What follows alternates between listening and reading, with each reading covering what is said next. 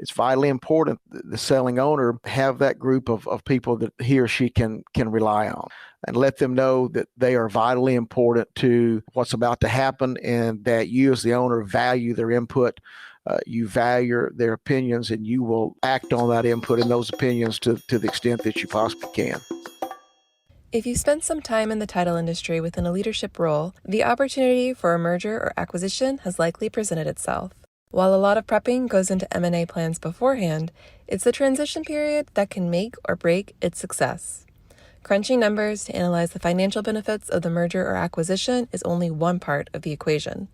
Leaders need to be equally attentive to the psychological and cultural impact on all team members, and work to achieve full buy-in from not just the owners and stockholders, but employees and customers as well. I spoke to Marcus Hunt and Pat Smith of Title Success Solutions about what title company owners need to do after a merger to build consensus, ease anxieties, set expectations, and support their vision for a new company. I'm Amanda Farrell, and this is Title Talks. I'm so thankful that you guys took the time to sit and talk with me today about, mergers and acquisitions. There's a lot of movement happening in the title industry, and I think this is going to be a really great topic for our audience today. Before we get into the questions, I'd like for you both to introduce yourselves and tell us a little bit about your background in the real estate industry. Thanks, Amanda. Hey, this is Marcus Hunt. I'm one of the partners at Title Success Solutions. Also, I'm in the title industry as an owner of South Oak Title. And kind of over the years, we've seen a lot of acquisitions. We've been a part of some. We do see a lot of things taking place, and we'll dive into those. And I'm excited about the topic of post-acquisition, just best practices, because we all talk about kind of getting there, but there's so much that happens after the fact. So, Pat, I'll let you introduce yourself, and then we'll dive in. Sure. I'm Pat Smith. I am Marcus's partner in Title Success Solutions. He and I are the co-founders of the company. I also have a background in the title insurance industry. I was a president of a large, by Alabama standards, title insurance company for about 15 years. So I have a background as an attorney on the real estate transactional side, and much earlier in my career as a CPA with what is now, I guess, the Big Four. I'm dating myself by saying it was a Big Eight. And this whole venture that Marcus and I launched was born out of a conversation that he and I were having as friends. And one night, and we were talking about opportunities we had seen for expansion or acquisitions and all in the title insurance industry. And we just literally looked at each other and said, there's really not anybody in that space that's advising people like us at the time who were looking to be in the acquisition side of the industry. And we started talking that out. And from that conversation, Title Success Solutions was formed. And we've been at it now a couple years, I guess, Marcus, in this present role. We've managed to survive COVID, which changed our emphasis and our strategies quite a bit. And now we're hopefully coming out the other end of that era, and we are seeing a lot of pent-up demand in the title insurance industry. A lot of agency owners, having survived and gone through the last year, are thinking maybe it's time to evaluate what the next chapter in their lives and their careers look like. There are a lot of entrepreneur operators that are entering the title insurance industry. These individuals bring something of a different mindset to the industry than what we have experienced over the past 20, 25, 30 years of our career. This is an industry in transition. And it seems to be transitioning from that mom and pop family type of ownership group to a much more entrepreneurial model. We are excited to be a part of that transition, and we're hopeful that through some of our experiences, we can help your followers prepare themselves for that next step in their career, or to be prepared for what to expect if they've already decided to take that plunge. And so, as I mentioned before, I've been reading a lot about mergers and acquisitions in the title industry, and it seems like there's one announced on an almost regular basis. So for someone who is interested in selling their title company, what is your number one piece of advice that you would give? Pat, I'll kind of jump in and kind of give my initial thought. And we talk about an owner, and a lot of the owners we work with are either smaller mom and pop or mid-sized companies that are either been family run.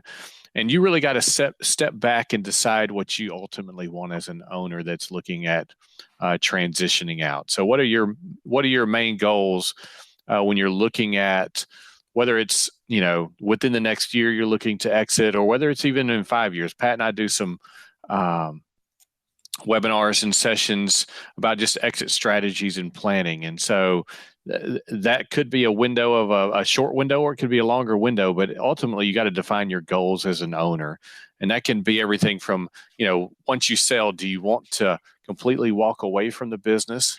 Do you want to stay involved, but just kind of remove yourself from the day-to-day kind of behind the scenes operations? We've talked with several owners, even recently, Amanda, that have either one wanted to stay and wanted to keep doing as a closer, want to help continue to process, but just done with all the, accounting and management and handling the bills and all the things that come along with being a day-to-day operator and manager of a company.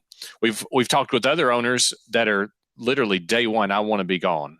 It's time. I'm ready to go sail away or enjoy the beach or enjoy lake life, whatever that looks like for someone looking to really retire and kind of move on to that next chapter.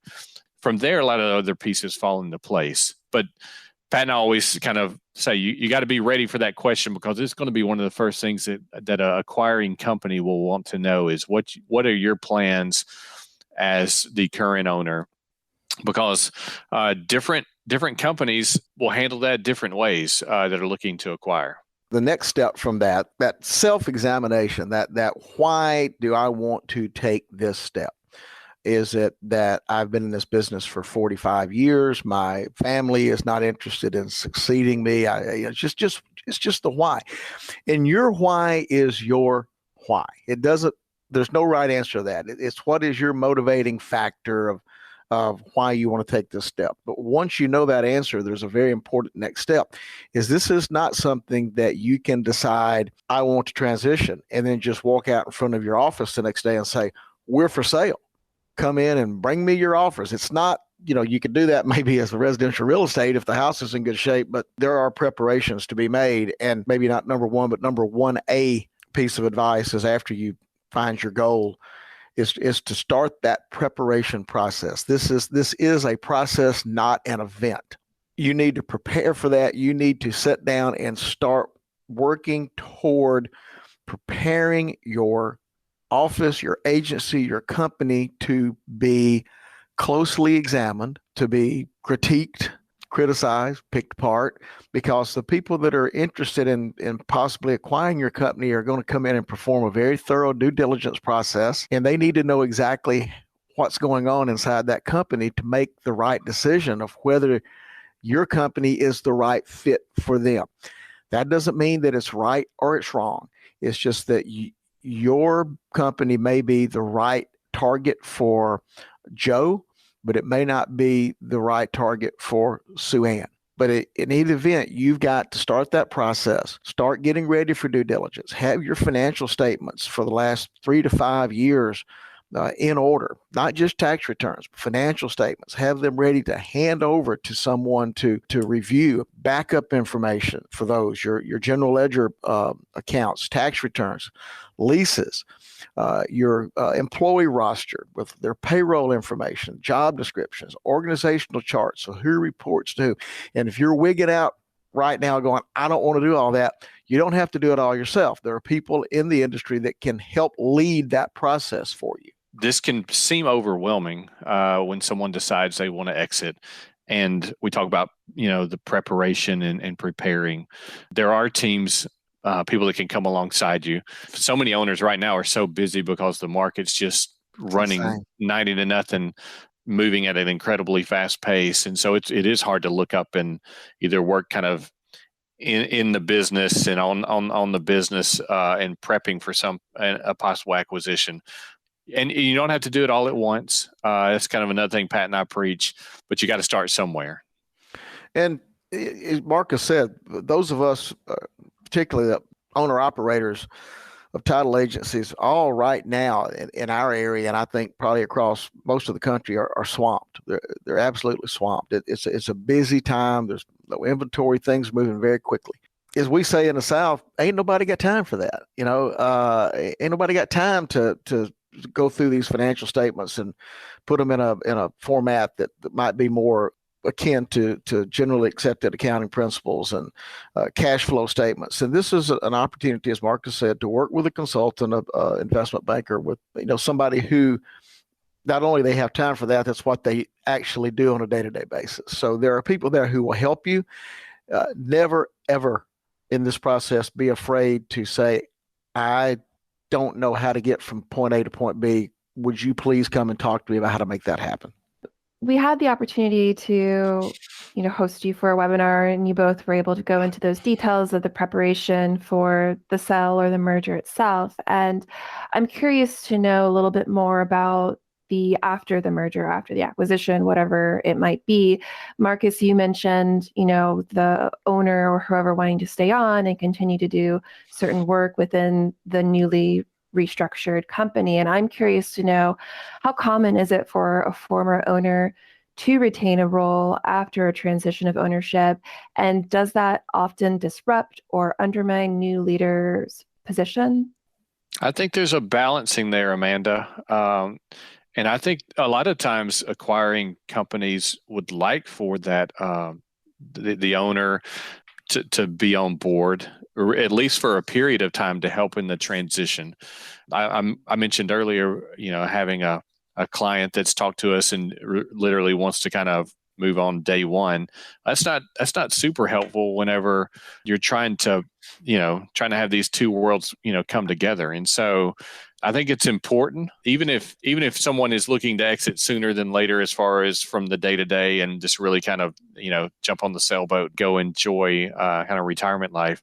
I think it's important to try to, as a buyer, to put in some incentive to keep that, that owner on board for a little bit longer, to help with the transition, to help, make sure the merger happens and all the people are kind of on board with it. The other side of that, though, and this is kind of one of the things that the owner that I've mentioned that is ready to kind of exit kind of day one, some of the fears from that type, from that owner is, well, I don't want my staff coming back to me and, hey, why are they doing it this way? And I don't like this. And they don't want to be kind of the one the staff runs to complain about things not going well. And we'll talk more even about that transition process and of making sure we're communicating as a new ownership team from the beginning, whether there's issues or problems, or making sure the culture really makes a strong transition. But from an previous owner standpoint, those are some of the kind of things that I know are running through their minds and that we've had discussions about when it comes to, do I stay on board? And if so, what does that really look like for me? I don't want to get caught in the middle of this transition. But those previous owners are so important as the transition happens, to make sure that everybody really is on board. Marcus, another thing here to mention, and Amanda had asked, what's that one big thing? And this is where that the owner's one big thing and the acquirer's one big thing can come into conflict. We talked about the owner's role in the business currently. How involved is the current owner in the day-to-day business operations of the company? How involved is the owner in the business? If it's an owner that's still very involved in the business, who's still very much the face and the front of the company, who is spending a lot of one-on-one time with clients and customers, and that owner wants to walk away, that's going to be very difficult for the acquiring company to buy into, because the ongoing business and the market value of the acquired company is still very heavily dependent on the efforts of the owner. And Pat, we've talked about it in some of our exit planning seminars, how important it is, if you are one of those owners that has such a vital role, that you got to almost start letting go of some of those pieces. So when you get to this acquisition stage and post-acquisition, it's not all falling on you, and there's not this big dependency on you. This is one of those threshold issues that's going to come up during the due diligence phase. Is what is the owner's goal? What's their desire? And how does that fit in with what the potential acquirer needs for that transaction. And there needs to be a very open, frank, honest, and early discussion about what is that current owner's role going to be moving forward. And Pat, and this could be one of the deal making or breaking kind of pieces, because this might be one of those areas that either side doesn't quite line up. And it's also one of those things that as an acquiring company, you want to make sure lines up, because if this piece doesn't fit, then the trickle down from ownership to former staff really may make the post-acquisition process, and things might start unraveling. Yes, indeed. So what are some of the ways that the seller can make the transition smoother, and what about the buyer as well? So from the seller's perspective, from the time the selling owner makes the initial in confidence approach to key employees and personnel as to what's going on. I want to retire. I've been in this business a long time. I think it's time that I move into the next chapter. Whatever the reason for that is, that owner has to be transparent, and he or she has to paint this as being a positive step for the company and for the company's employees, not just for the owner. At that point, that group of employees are going to become part of the trusted team of advisors. They're going to help with the due diligence process. They're going to help with the target acquisition screening process. They're going to be involved in a supportive and a trusted role. And I think it's vitally important that the selling owner have that group of people that he or she can rely on, and let them know that they are vitally important to what's about to happen, and that you as the owner value their input, you value their opinions, and you will act on that input and those opinions to the extent that you possibly can. From a buyer standpoint, I think this is maybe more challenging. You're coming into a situation as a buyer where the team at the acquired company is going to be nervous. That their owners have been pumping them up, telling them it's a great thing, it's an exciting thing, but they see things, they hear things. Their biggest fear is that this is going to be a wholesale change, that we're just going to be sucked into this and we're going to shoot up and spit out. And probably the farthest thing from the acquiring company's mind, or at least part of the reason that you're looking at and you're interested in this company, is that they're doing something right. They're in the right place, but you're not going to look at a company that's in the place you want to go if it's a company with poorly trained, poorly skilled employees. You're there partially because of these employees. So from a buyer's perspective, let them know that they are important. They're part of the reason you're here. From a buyer's perspective, start examining before you get into the process as part of your planning and your goals. What's your company culture? What are you known for? What is your company known for? Is it known for being a family-friendly place to work that provides flexible work hours for parents and those that need to have a caretaking role? Is it known for providing great benefits, or is it known for something less positive? And if it's known for something less positive, before you jump into this process, maybe you need to address getting that culture revised before you move into this world, because that's going to be known. Pat, I'd say, another thing, we're in a people-driven business, and you're right when you say one of the primary things an acquiring company is looking at are the people that are going to be on board, and how do you take care of them day one. And the easy part, and it's not easy, but the easy part is getting to the finish line and signing the documents. The real work becomes day one after the ink's dried, and you've got to really deal with people and staff and making sure the culture is good and there's a transition that's positive, so you don't really skip a beat whenever the new company takes over. Well, we've seen some literature, some research that indicates that in a transition that there may be as much as a 12 to 15% of revenue cost and expense to that transaction that comes out of poor planning, poor communication between the acquiring company and the employees of the acquired company. If you look at if you're doing a $3 million revenue company and you're looking at a 12 to 15% loss in revenue, that's a pretty significant hint that can be avoided by planning and by execution. What Marcus mentioned as far as making sure that everybody has tools. That what you're saying there is we've thought about you. We know that that we're coming in and making changes, but we are incorporating you into those changes. We're giving you the tools that you need to be successful, not just be successful, but welcome. New business cards, new headshots if you put headshots on business cards, company swag. If you're a company that does golf shirts with a company logo or golf hats or whatever that your employees have, make sure that the new employees have that same thing. I love that, Pat. I've actually even seen some companies that actually day one kind of hand out like new swag boxes to everybody, which is Yes. a super kind of fun thing with whether it's some of your promotional items or t-shirt or different things. I think that's just kind of, just kind of a welcome to the new team box or whatever. I think those are super great, fun ways to kind of, again, push that culture, which I think is very important. Another thing that I think is so important to avoid is the new kid at school syndrome.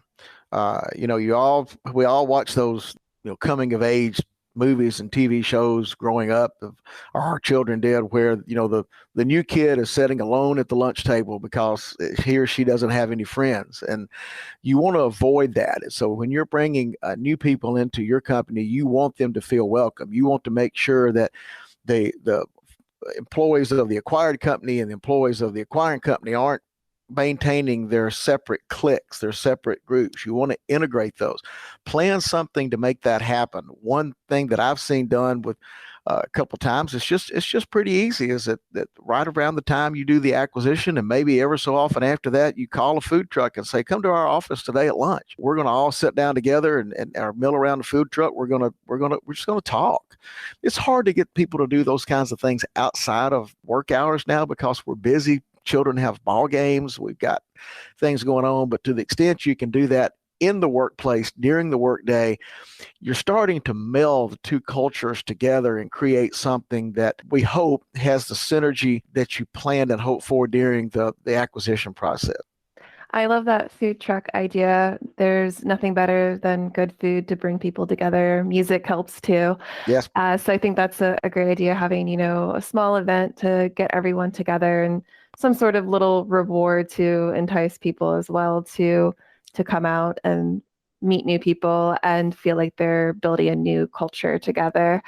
I am curious though too, sometimes these mergers and acquisitions can become contentious. So how does the approach to the transition maybe change if it's a takeover versus a true merger? Okay, let me talk about that just a little bit. You look at these things can take many different shapes. Marcus and I are working on a transaction right now where a much smaller company is looking at acquiring a larger company. The employee ratio is about 1-3. Now that is a situation where the culture of the acquired company is going to have a stronger influence than the culture of the acquiring company. But the culture that the acquiring company wants to continue is the culture that they have. They want to have more of an influence because it's a little bit more relaxed culture, a little bit more easygoing sort of thing. So that's going to have to be a real effort in leadership. The leadership of the acquiring company and the acquired company have to understand going in as part of the planning process that this is one of the things that we're going to be rolling out to the employees of the acquired company. We don't want you working 60 hours a week anymore. We don't want you taking files home on the weekend. We don't want you entering orders at 10 o'clock at night. That's not part of what we're about.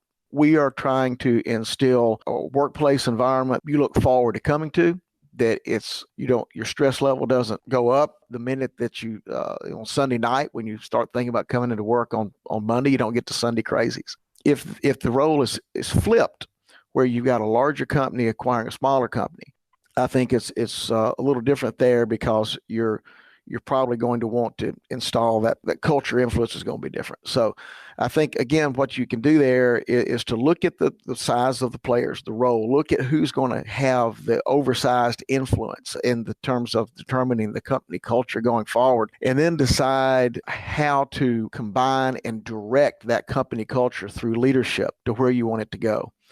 There's not a bunch, just because so many of the companies and the way most of the title business across the country is kind of operated more, again, local mom and pop mid-sized companies.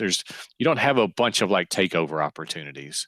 So we don't see a bunch of that. You might see more and more down the road. Not when I say down the road, 5 or 10 years from now, as more acquiring companies get larger, and maybe then there's some room for more, I feel like corporate kind of driven takeover of, and you also see some more of these larger real estate type of companies that now have pieces in all of the, whether it's lending, title, and real estate brokerages. You may see some in that space.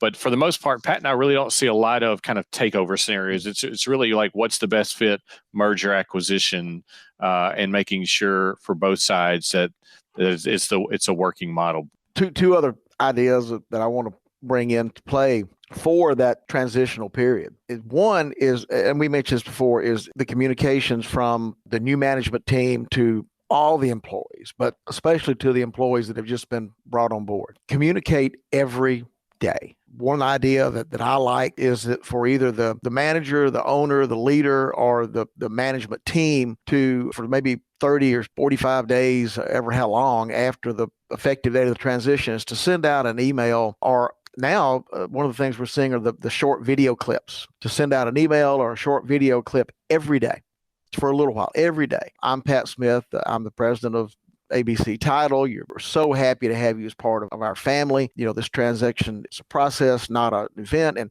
part of the process today is we've got 5 people training on our new software system so that you can become more productive and better serve our mutual client customers. So the next day, I'm, Allison Parker. I'm executive vice president of human resources and operations. And today in our transition process, we're doing this. Just make those daily communications a priority so that everybody knows what's going on and what the goal is. A second thing, if you are in that management team of the company that has acquired, be present, become known, make yourselves available, walk through the office on a regular basis. Take an interest in those employees, get to know who they are, their names, their spouses' names, their children, what are their activities.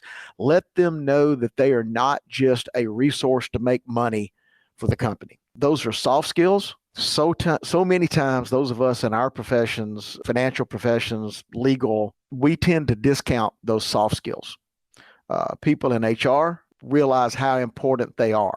And this is where we can take a lesson from our friends in HR and industrial psychology and other fields, is that this is a point where those soft skills are so important in the smoothness of the transition and even the ultimate success of the acquisition. I think those are awesome tips. I especially love the one with incorporating video in your communications. I think that's really important in this day and age. A lot of people respond more to video.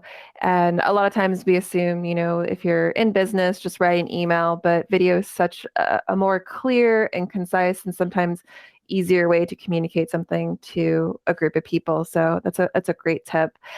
And so we talked a little bit already about, melding these cultures together. And as I was doing some reading on the topic of mergers and acquisitions, I came across an article in the Harvard Business Review, and there was a quote that really popped out to me. And it said, lack of cultural understanding between the integrating parties, poor integration leadership, and a focus on the wrong activity or wrong targets are common pitfalls.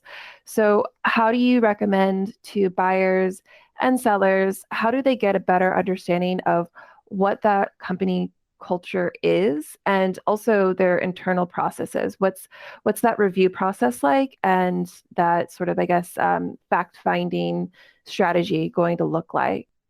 Amanda, I think, again, as Pat mentioned just previously, these are some of these soft factors that don't show up on a spreadsheet, but are vital when it comes to a transition.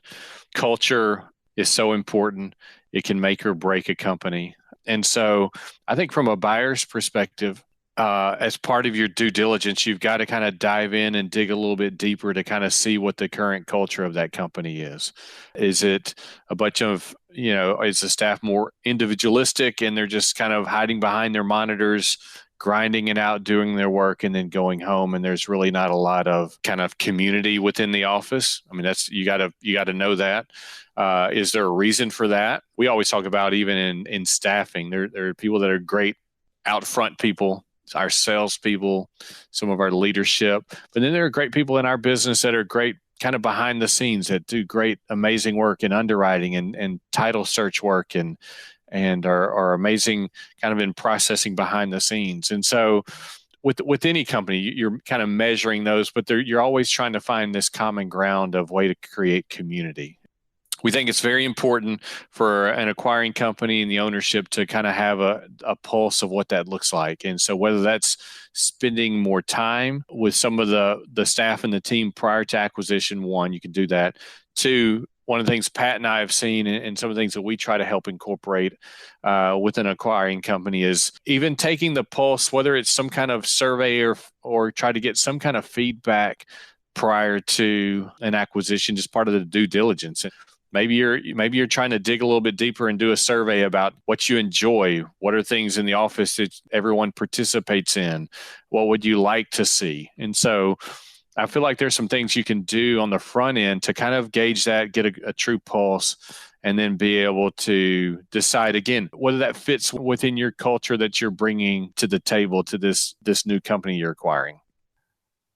A company that Marcus and I both know of that ironically enough, I don't think that they're in existence anymore. But this was when I was a younger manager, a younger lawyer dealing in the title world. It was a company in the area where we worked that was known for a company culture of the employees were not permitted to talk to each other during the day unless they were on a break.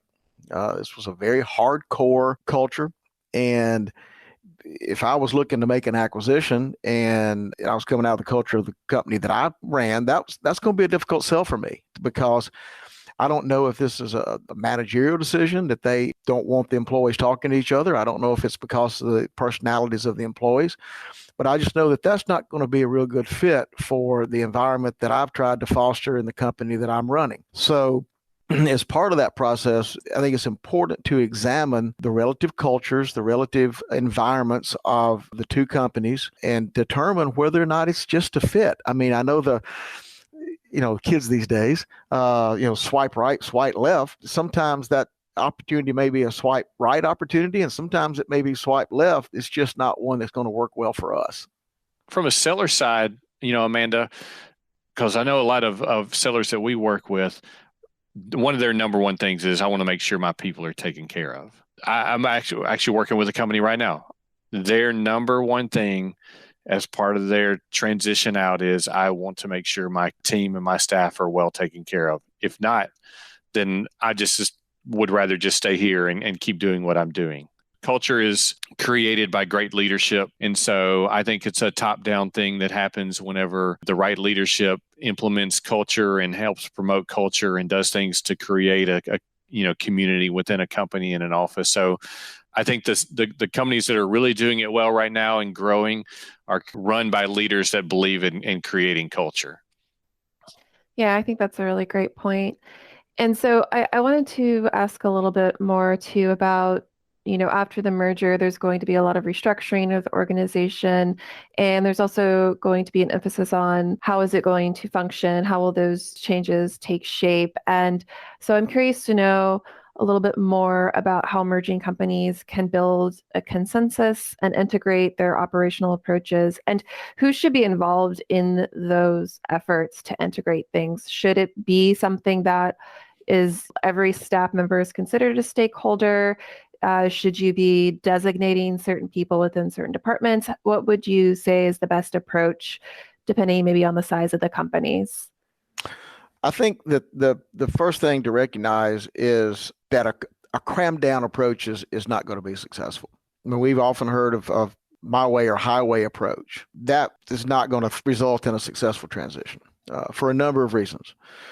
That sort of approach fails to show respect to the employees and the prior ownership group of the company that's being acquired. It creates an opportunity for employees to look elsewhere. It creates an opportunity for competitors to come in and offer better opportunities or more attractive opportunities to the employees. That's a very expensive proposition. It cost, in 2016, it cost about $4,200 in about a month and a half to replace an employee. And in today's environment in our industry, it's probably going to be far greater than that. So I think that the thing that an acquiring company has got to realize is that those people that are part of that acquisition target, they're already going to be a little bit nervous. They need to be made to feel welcome. We've talked about this, talked about how to do it. I think this is a good opportunity to engage in possibly some surveys, or maybe better than surveys because they can be impersonal, is maybe just some listening sessions. Management of the acquiring company just comes in, sits down in an informal and casual setting with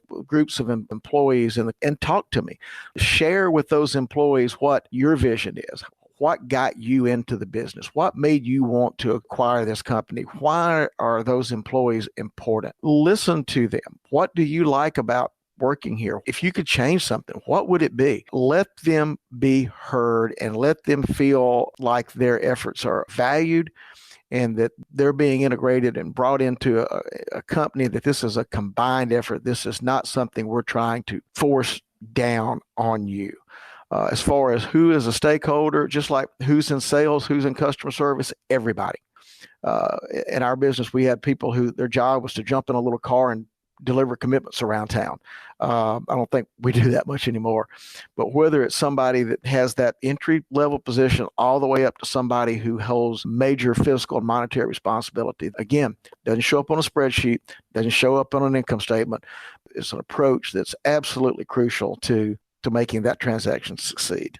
And Amanda, I think you can see for an acquisition of a larger company, maybe you start with kind of management teams and circle the wagons around them as far as getting the buy-in. And then, like Pat said, then maybe you move into departments as kind of the new leadership and really kind of have, whether it's some discussion times or, meetings amongst the departments just to kind of onboard and again, kind of continue to build that rapport with the new team and the staff. So it kind of depends on, the size of the company you're acquiring. If you're acquiring a company that's got 6 employees, then it's really easy to circle everyone in the conference room and over lunch and, have some discussions. And so it really just kind of depends on the size of the company. You mentioned a minute ago, who should be involved in those efforts. We always talk about putting a team together. And so there's a lot of resources and help that can come alongside in the process of a merger of people that we believe should be a part of the deal and the transaction. And so everything from Pat and I always preach about our underwriters and how big of help they are when it comes to either looking at opportunities, but even once the deal's done, helping the transition piece, whether it's bringing your underwriting team in and just, helping the culture and bringing everyone together. That's important. Some companies are large enough to have a human resource team. Some companies outsource that piece. And so maybe it's a good time to bring one of those players from your HR outsource team in and help transition and make sure everybody's signed up on the new program and their health insurance is good and everybody understands kind of what that looks like and the benefits package. And now you have a new gym membership, because the larger company has a corporate deal with a gym down the street. So there's a lot of pieces and a lot of people that can help the team to help things fall into place when it comes to making the post-acquisition checklist, happen. In some of our other presentations, Marcus and I have talked about the value of putting together that team of trusted advisors. And we've talked about that in context of the due diligence and the planning process. But I think that team of advisors is equally as important moving forward past the effective date of the acquisition. We mentioned our underwriters. They are our best friends. They are our leaders, our guiders, hold us accountable. They are our coaches. They are just an integral part of the process. And our state management team here in Alabama for our underwriters just phenomenal. And we know that to be the case in most other states as well. There's going to be a lot of opportunity here to consult with good business counsel. This may not be your friend that you play golf with on Sunday morning, but this is somebody who can help guide through some of these unexpected problems. They've been there before. They can help you anticipate what's coming down the road and be prepared for them. Industrial or corporate psychologists, not counseling for employees, although that's not always a bad thing, but to help make sure that this transition is well designed and to help with the follow-up to evaluate how things are going. And then let's not overlook the 800-pound gorilla in the room. Sometimes when we do acquisitions, we lose the necessity for a number of FTEs. There are oftentimes positions to be cut. And unless that position is open already, that means that there has to be unpleasant conversations with one or more people. And believe me, that conversation is just as unpleasant from the one delivering as it is almost from the other person hearing it. If that's going to be the case, and you know that's going to be the case, plan ahead. Reach out to underwriters, reach out to outplacement firms, reach out to people who are going to be in a position to help these employees who are going to be looking for another opportunity to find that opportunity. I've been successful in the past where I've had to make those decisions of delivering that bad news and then saying, here's somebody I'd like you to call. I think they might be able to help you with this process. And then when they did, we turned a potentially very ugly situation into one where we were all able to remain cordial and continue to be professional associates. So if that's going to be part of the process, address it, don't ignore it, put in the work to make sure that goes as smoothly as possible. And Pat, I think one more, and it's the one that probably doesn't need to be stated, but probably the biggest one yet when it comes to who should be involved. The previous owner and the new owner can be the biggest players involved in making sure the transition really is successful. Probably some people understood that we are not as attuned to or in step with when it comes to managerial styles or marketing styles or approach to business development or what have you. But if you find yourself in an acquisition setting with one of those people as part of the initial process, those have to be resolved so that when you take that first step forward and every step after that, you're taking them together as locked arms. We're better together than we are apart.